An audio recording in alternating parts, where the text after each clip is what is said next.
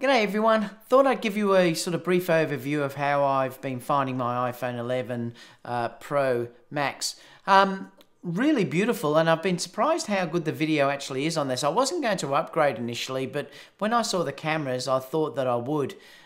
Due to the fact of having that wide angle lens, which I thought I'd be able to use in things like doing vlogging and also doing my reviews on YouTube as well, which would be great. And the last couple of reviews that I've actually done have been the iPhone 11. So if you wanted to check out the ones that I've posted before this, the last three have all been done with the iPhone 11. So have a look at that and let me know what you think about the performance there. But overall, I'm really happy with how this works. It really is a beautiful phone. I mean, the screen basically looks similar to the other screen that I had, but it is way brighter. That's one thing I can say. The brightness is incredible, particularly if you're outdoors. The nits is amazing. The design itself is nice too, because the new matte sort of look on the back is nice. It doesn't mark as much as what the other ones did, and I like this. This is the midnight green. It seems to be really nice. But the thing about this for me more is the cameras that have been put in this. I did get the maximum storage, which was the 512 gigabytes. Due to the fact that I thought I would be filming sort of extensively using this. And shortly I'll show you a video that I've done that will show you how this is handheld. So I did it all handheld. It was all on 4K 60, so you'll be able to see the footage that I actually took of this in a town that we go to all the time, which is Echuca, a couple of hours away from me. So let's have a look at the phone anyway. If we look here, you can see in this that the main difference really when you're talking about the iPhone 11 Pro is the camera performance.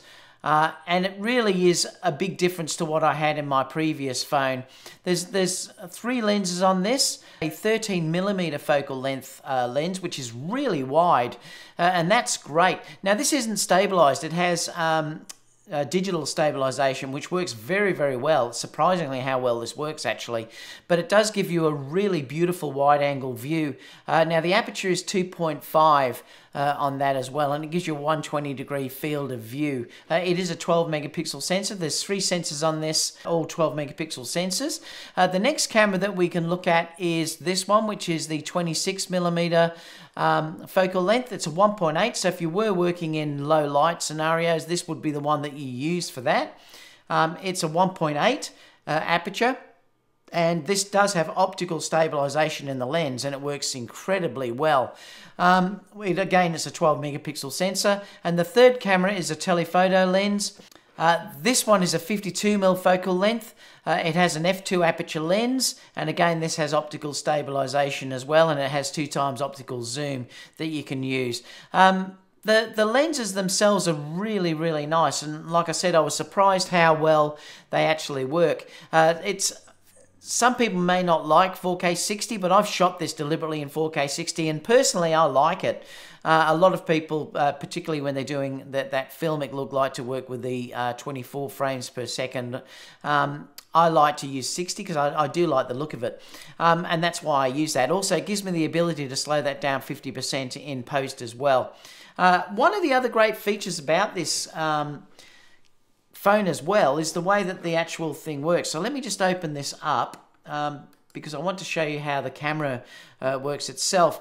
There are going to be multiple ones, like you can see down here that I've got Filmic Pro down the bottom there, which I'm going to use when that has support for all of the lenses and things like that. But I'm using something at the moment called Pro Camera, and why I like that is due to the fact that if you go into the video modes on this, you have something that's called in here Bothy. Now what that does is you'll notice straight away that I'm looking now at both. So what you're seeing on the screen here on my iPhone is me up in the top right hand corner, and then the front facing camera is doing the screen that you're looking at in the background. It might be a bit slow because it's connected to the computer here.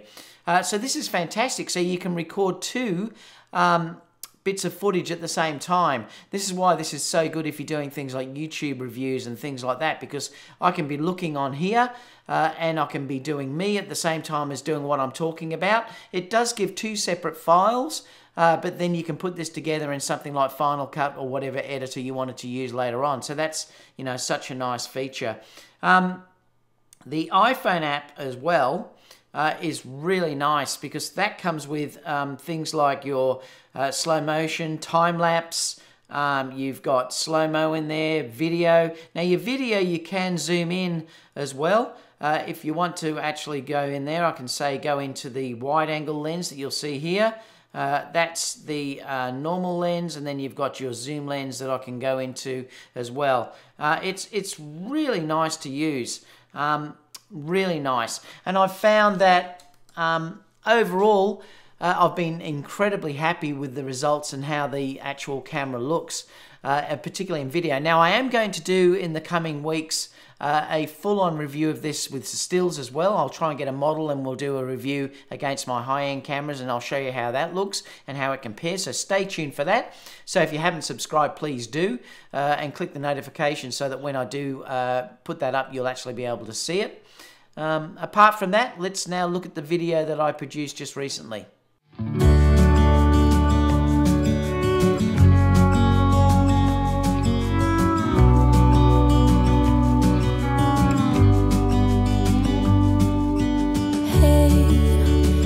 You could see yourself just sitting there on my chair. I'm staring at you, you don't even notice. Should've told you straight away, you don't have to be afraid anymore. I know you haven't noticed.